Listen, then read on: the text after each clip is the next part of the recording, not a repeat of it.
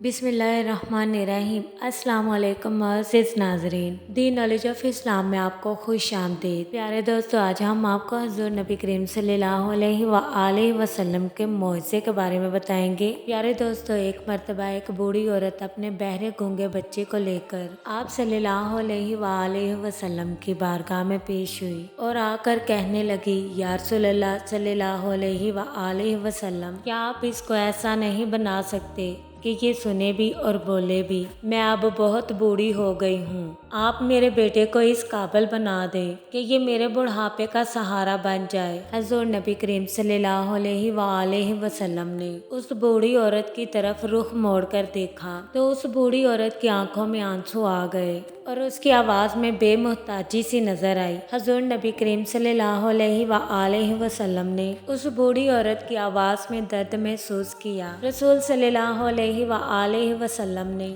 उस लड़के की तरफ देखा और उसे आवाज़ दी, या वल्द, ए बेटे, या वल्द, ए बेटे।